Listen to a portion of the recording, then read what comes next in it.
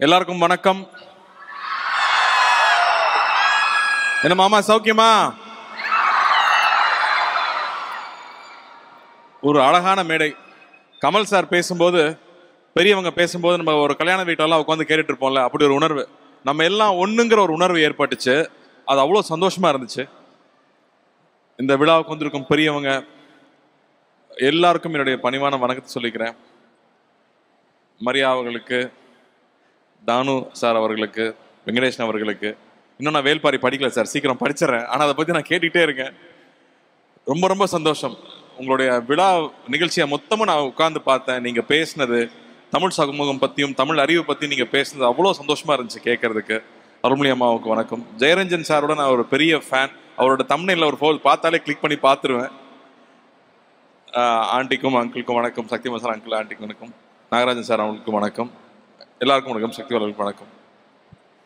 இது ஒரு அன்பு சார்ந்த ஒரு மேடை.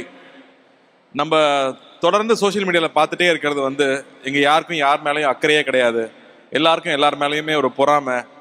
இது ஒரு ஒரு ஒரு சுயநலமான ஒரு சமூகத்தில் தான் நம்ம இருக்கோம் அப்படின்னு தான் நம்ம எப்பவுமே பார்த்துட்டே இருக்கோம்.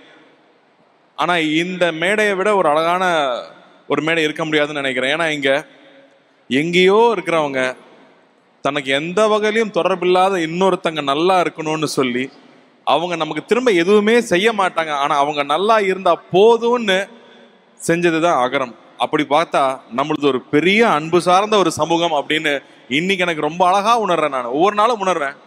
எங்கேயோ ஒரு டிவியில பார்த்துட்டு இருக்கிறவங்க நானும் அகரத்துக்கு செய்யணும்னு அமெரிக்கால இருந்து ஒருத்தங்க வந்து ஃபண்ட் அனுப்புறாங்க.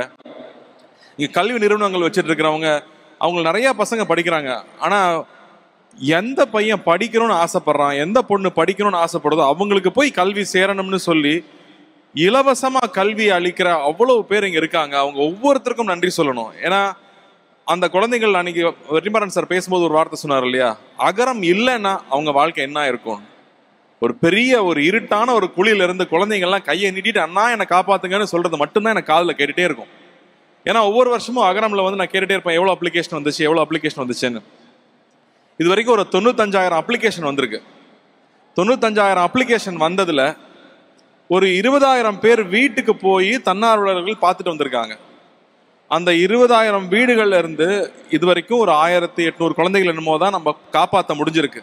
ஆனா அந்த 20,000 குழந்தைகளும் இருட்டில் இருந்த குழந்தைகள். அதுல நிறைய பேர் நம்மளால வந்து வழிகாட்டி காப்பாற்ற முடிஞ்சுச்சு. ஆனா இன்னும் இருட்டில் இருக்கிற குழந்தைகள் நிறைய இருக்காங்க அப்படின்னு நினைக்கும் போது மனசு பதறுது. அப்போ இந்த மாதிரி ஒரு நிகழ்ச்சியில அகரம் ஒரு 16 வருஷம் தாண்டி வந்திருக்கு. தொடர்ச்சியா போராடி இருக்காங்க. இது ரொம்ப ஈஸியான ஒரு ஜேர்னி இல்லை. அவர் என்னங்க அவர் பார்த்துக்குவார், அவர் என்ன பார்த்துக்குவாங்கன்னு ஈஸியா சொல்லிடலாம். அப்படி நடக்கல. இது எல்லாரும் சேர்ந்து செஞ்சதுதான் அகரம். எல்லாரும் தொடர்ச்சியா செஞ்சதுதான் அகரம். 16 வருஷம் நடந்திருக்கு. அதுல குழந்தைகளோட உழைப்பு அவ்வளவு முக்கியமா இருக்கு. அவங்க திரும்ப வந்து அவங்க கையில் எடுத்து இன்னைக்கு அகரத்தை நடத்திட்டு இருக்காங்கிறது தான் இங்க ரொம்ப ரொம்ப அழகான ஒரு விஷயம். இந்த விஷயத்துல நான் முக்கியமா நினைச்சு பாக்குறது யாருன்னா அந்த குடும்பங்களை தான்.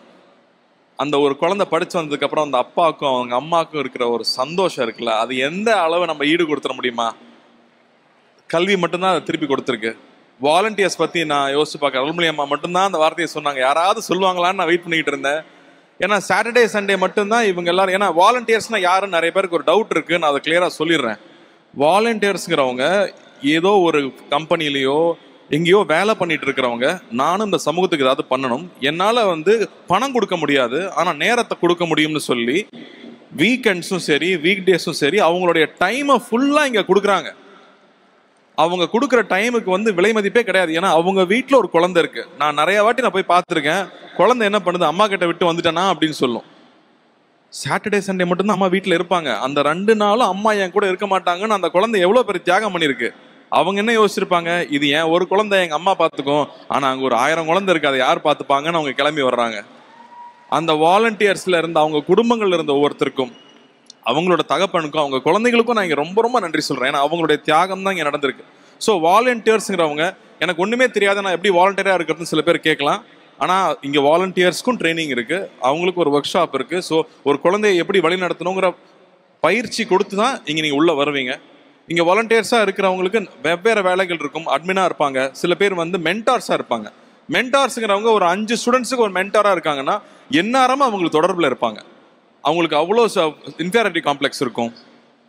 மொழி வரலங்கிற பிரச்சனை இருக்கும், எனக்கு நான் அழகா இல்லைங்கிற பயம் இருக்கும், அவங்க கூட என்னால் பேச முடியலங்கிற ஒரு தாழ்வு மனப்பான்மை இருக்கும், எனக்கு மார்க் சரியா வரல, என்னால் படிக்க முடியல, நான் ஊருக்கே போயிடுறேன்னு இருக்கும். ஆனால் அவங்க எல்லாரையும் கையை பிடிச்சி உனக்கு ஒரு குறையும் இல்லை, நீ நல்லா இருப்பேன்னு கை பிடிச்சி கூட்டிட்டு போயிருக்காங்க. ஸோ அவங்கெல்லாம் தான் மென்டர்ஸ்ன்னு நம்ம சொல்கிறோம். ஆனால் அவங்களே அட்மினாகவும் இருப்பாங்க. சில பேர் வந்து ஒவ்வொரு ஊருக்கும் போய் இந்த குழந்தைங்க எப்படி இருக்காங்க, உண்மையாகவே அவங்க வந்து கஷ்டப்படுறவங்களான்னு பார்த்துட்டு வர்றதுக்கு போவாங்க. அதில் சில பயணங்கள் சொல்லுவாங்க. அந்த சில ஊருக்கெல்லாம் வந்து பஸ்லையும் போக முடியாது, நடந்தும் போக முடியாது, பைக் அஃப்கோர்ஸ் போகாது. அப்போ யாராவது ஒருத்தர் கூட்டிகிட்டு போவாங்களாம். அது ஒரு இன்சிடென்ட் சொன்னார். ஒரு இடத்துல வெயிட் பண்ணிட்டு இருந்தேன், நீங்கள் வெயிட் பண்ணுங்க, நான் பைக்கில் வந்து கூட்டிகிட்டு போகிறேன்னு ஒரு சொல்லியிருக்காரு. அவரும் ஒரு வகையில் ஒரு வாலண்டியர். ஒரு ½ அன் அவர் அவர் வரவே இல்லை. என்னங்க வரவே இல்லை, டைமுக்கு வரேன்னு சொன்னீங்க, இருட்டிடுச்சுன்னா அப்புறம் யானை எல்லாம் வந்துடும் சொல்லியிருக்காரு. மன்னிச்சுங்க, இன்னைக்கு எனக்கு கல்யாணம், அதனால ஒரு ½ அன் அவர் லேட் ஆயிடுச்சுன்னு சொன்னாராம். ஸோ அப்படி நம்ம சமூகத்தில் அடுத்தவங்க நல்லா இருக்கணும், அந்த புள்ள படிக்கணும்னு நினைக்கிற எத்தனையோ பேர் இன்னும் இருக்காங்க. அப்படிங்கிறதா நமக்கு வந்து ரொம்ப ரொம்ப சந்தோஷம் மறுபடியும் கொடுத்துட்டு இருக்கிற விஷயம். ஸோ நான் வாலண்டியர் பற்றி சொன்னேன். இந்த விஷயம் தொடர்ந்து நடக்கணும் இல்லையா? அண்ணா வந்து பசங்க படிச்சுட்டா போதும் அப்படிம்பாரு. ஐயோ நிறைய காசு தேவைப்படுது, என்ன பண்ணும் போதெல்லாம் அண்ணி சொல்லுவாங்க, காசு வச்சா ஆரம்பிச்சோம், அன்பு வச்சு தானே ஆரம்பிச்சோம், அது வரும்னு அண்ணி சொல்லுவாங்க. அப்படி அண்ணி சொல்லலைன்னா இவர் எப்படி தொடர்ந்து ஓட முடியும்? எனக்கு இன்னொரு இன்சிடென்ட் ஞாபகம் இருக்கு. ஏன்னா நான் வீட்டில் சின்ன வயசுலேருந்து பார்த்த விஷயங்கள் தான் நமக்கும் இன்ஸ்பிரேஷனாக இருக்குது, நம்மளும் மற்றவங்களுக்கு செய்யணும்னு நினைக்கிறோம்.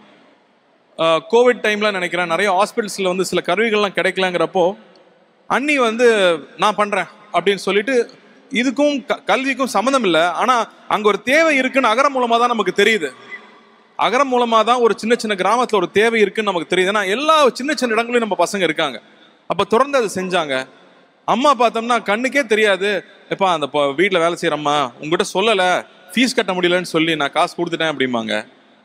சின்ன வயசுல அப்பா பார்த்துருக்கேன்.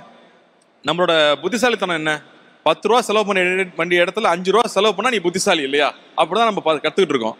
போர்ட்டர்ஸ் வருவாங்க ட்ரெயினில் போகும்போது ஊருக்கு, அவன் சார் 50 ரூபா 50 ரூபான்னு, சரிப்பா வாப்பான்னு கூட்டிட்டு போவோம். அப்போ 50 ரூபா கேட்குறாரு, ரொம்ப ஜாஸ்தின்னு நான் சொல்லுவேன். ஏன்னா நான் காசு ரொம்ப கராராக இருப்பேன். 50 ரூபான்னு சொல்லிட்டே வருவார். எனக்கு 50 ரூபா கொடுக்குறாருன்னு இருக்கும். அங்கே போனால் 100 ரூபா எடுத்து கொடுப்பாரு. எப்போ 50 ரூபாயே ஜாஸ்தி, 100 ரூபா ஏன்பா கொடுப்பீங்கன்னு கேட்டால், அந்த 100 ரூபா வச்சு அவன் வீடு கட்டிடுவானா, அவன் போனால் பிள்ளைக்கு ஏதாவது சாப்பிட்றதுக்கு வாங்கி கொடுப்பானு சொல்லுவார். எனக்கு இது நான் வந்து ஒரு 10 வயசுல நான் கேட்ட கதை இது. ஆனால் இன்னைக்கு வரைக்கும் அதை மறக்கவே இல்லை. ஸோ இந்த மாதிரி ஒரு விஷயத்த நான் தொடர்ந்து கேட்டுக்கிட்டே இருக்கேன். அப்போ நம்ம நல்லதே தான் செய்வோம், நம்ம கூட இருக்கும் நல்லதே தான் செய்வாங்க. இந்த பாதை தொடரணும் அப்படின்னு ரொம்ப ஆசைப்படுறேன். அதுக்கு இன்னும் நிறைய பேர் கை சேர்க்கணும்னு நான் கேட்டுக்கிறேன்.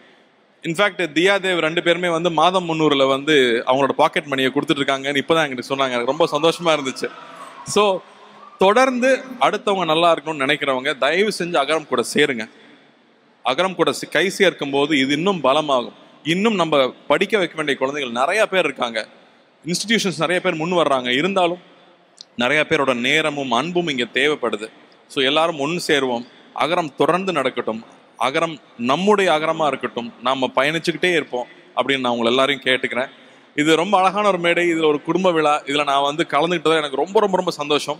பசங்க எல்லாரும் வந்து இந்த மழையிலையும் தாண்டி வந்திருக்கீங்க. நீங்கள் எல்லாரும் பெரிய பெரிய சவால்கள் தாண்டி வந்திருக்கீங்க. இன்னும் வாழ்க்கையில் நிறைய சவால் இருக்குது. அதனால் தைரியமாக இருங்க, உங்களால் எதையும் தாண்டி போக முடியும். எதை சிந்திக்கிறீங்க, எதை பார்க்குறீங்கன்றதை மட்டும் கவனமாக இருங்க. ஏன்னா நீங்கள் எதை சிந்திக்கிறீங்க, எதை பார்க்குறீங்கன்றது, தினமும் நீங்கள் எதை சிந்திக்கிறீங்க பார்க்குறீங்கன்றதான் உங்களுக்கு எதிர்காலமாக இருக்க போகுது. நீங்கள் இன்னைக்கு இருக்கிற இடம் இதுக்கு முன்னாடி நீங்கள் ஆசைப்பட்ட இடமா இருக்கலாம். ஆனால் இனி போக வேண்டிய இடம், இன்னைக்கு நீங்கள் எது நோக்கி போகிறீங்களோ அது இப்போ நீங்கள் நினைக்கணும். அதனால் மனசையும் உங்கள் எண்ணங்களையும் சுத்தமாக வச்சுக்கோங்க. All the best. உங்கள் கனவுகள் எல்லாம் நினைவாகட்டும். நீங்கள் எல்லாரும் மிகப்பெரிய ஆளாக வருவீங்க. எந்த பக்கம் போனாலும் ஒரு அகரம் ஸ்டூடெண்ட் இருப்பாங்கன்னு எனக்கு நம்பிக்கை இருக்குது. இங்கே வந்து இந்த விழாவை சிறப்பிச்ச எல்லாருக்கும் ரொம்ப நன்றி. டிடி, தேங்க்யூ டிடி. நான் இப்போ வந்து ஓட் ஆஃப் தேங்க்ஸ் மாதிரி மாறிட்டு இருக்கு, இருந்தாலும் மிக்க நன்றி. தேங்க்யூ.